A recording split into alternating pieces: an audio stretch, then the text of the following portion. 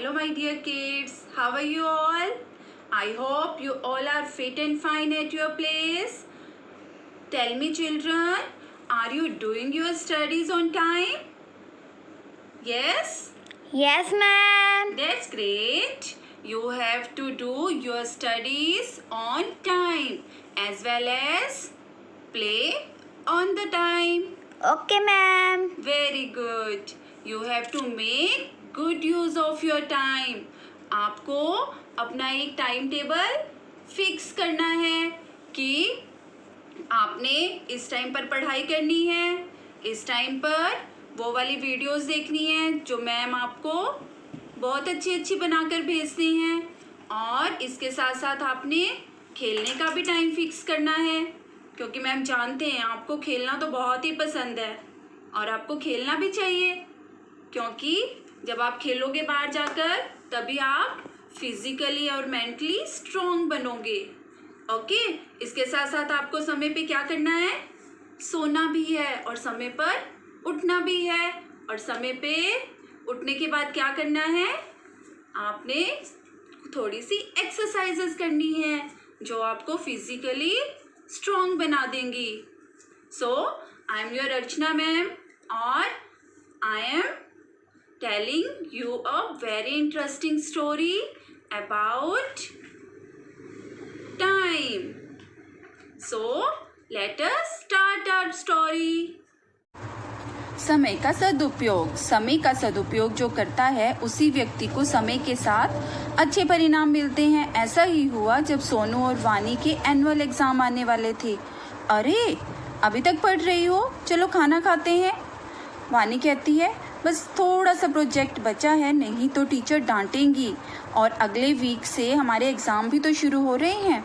वानी बहुत ही मेहनती और समय का सदुपयोग करने वाली बच्ची थी, जबकि उसका भाई बहुत ही लापरवाह और शैतान बच्चा था, हर काम कल पर टालता था। वानी ने पूछा क्या तुम्हारा प्रोजेक्ट रेडी हो गया है, और वो कहता है अभी से प्रोजेक्ट, वह तो 6 पीरियड में देना है, अभी तो 2 पीरियड बाकी हैं, मैं झट से कर लूँगा, अब जल्दी आओ, भूख लगी है, खेलना भी है। और वानी कहती है अरे रुको, अगर नहीं करोगी तो टीचर डांटेगी। सोनू के मम्मी पापा हमेशा सोनू को वानी का उदाहरण देकर समझाते थे। उसकी मम्मी कहती थी देखो सोनू बेटा, अब तुम बड़े हो गए हो, खेल के साथ साथ तुम्हें पढ़ाई पर भी ध्यान देना चाहिए। हाँ मम्मी, कल से पक्का। सोनू, समय का सदुपयोग करना अपनी बहन से सीखो। देखो वह समय से पढ़ती है, समय से खेलती है, वह आज का काम कल पर नहीं टालती। सोनू कहता है पापा आप देखना, कल से मैं भी पक्का ऐसा ही करूँगा, अब मैं जाऊँ खेलने प्लीज़।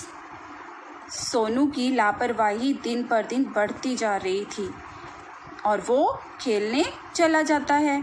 अब देखते ही देखते एग्ज़ाम नज़दीक आ गए। सोनू और वानी के एग्ज़ाम में अब 2 दिन ही बचे थे। अगले सोमवार से तुम दोनों के एग्ज़ाम स्टार्ट हो रहे हैं, खूब मन लगाकर पढ़ना और अच्छे नंबर लाना। उसके पापा कहते हैं सोनू, मुझे तुम्हारी बहुत चिंता हो रही है, तुम हमेशा अपना काम कल पर टालते हो, पढ़ाई कल पर मत टालना, वानी की तरह सभी पाठ समय पर कर लेना। सोनू, अरे पापा अभी एग्ज़ाम में 2 दिन बाकी हैं, मैं झट से पढ़ लूँगा सब कुछ, अब मैं खेलने जा रहा हूँ, जब तक मैं खेलूँगा नहीं तब तक मुझे पढ़ाई भी समझ नहीं आएगी। अब सोनू खेलने चल देता है और वानी के पास आकर कहता है वानी देखो ना कितना सुहावना मौसम है, आओ ना थोड़ी देर खेल लेते हैं, पढ़ाई तो बाद में भी होती रहेगी। वानी कहती है हाँ मौसम तो बहुत सुहाना है, पर मुझे अपने सारे पाठ कंप्लीट करने हैं, कल एग्ज़ाम है, इस मौसम में खेलने का मज़ा ही कुछ और है, तुम पढ़ती रहो, मैं तो चला खेलने। वानी ने देखा सुहाना मौसम धीरे धीरे आंधी तूफान का रूप लेते जा रहा था और काले बादल उमड़ रहे थे, मानो बारिश कभी भी हो सकती है। बारिश का मौसम देखकर वानी को बहुत चिंता होने लगी। वो सोचने लगी अगर बारिश आ गई तो मैं अपना पाठ कैसे पूरा करूँगी, क्योंकि बारिश के मौसम में अक्सर घरों में लाइट चली जाती है। उसने सोनू को आवाज़ लगाई, सोनू सुनो, मौसम देखकर लगता है बारिश होने वाली है, शायद रात को बिजली भी कट जाए। खेलना छोड़ो, आकर अपनी पढ़ाई कर लो, वरना कल परीक्षा में क्या लिखोगे।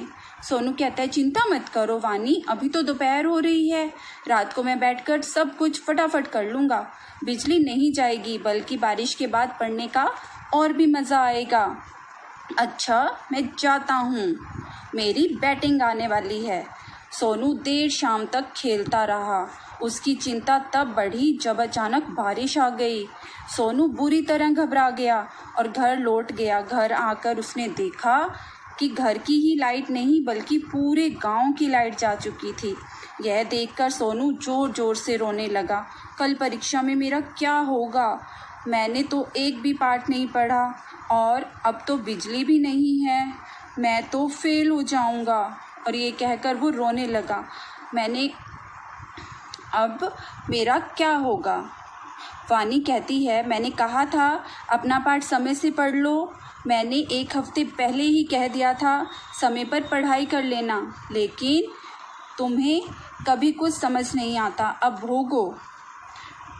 सॉरी पापा, अब मैं क्या करूं। काश मैं समय पर ही अपनी सारी पढ़ाई कर लेता। उसको समझ आ गया था कि उसके पास पढ़ने का समय अब नहीं बचा है। वानी कहती है रोने से कुछ नहीं होगा, अब तुम्हें समझ में आ गया है कि सब तुम्हें क्यों समझाते थे। अब रोना बंद करो और मेरे साथ चलो। मैंने अपनी पढ़ाई समय पर ही पूरी कर ली, मैं तुम्हें सारे पाठ समझा दूंगी और याद भी करवा दूंगी, चलो मेरे साथ। अगले दिन दोनों बच्चे खुशी खुशी परीक्षा देने पहुंच गए।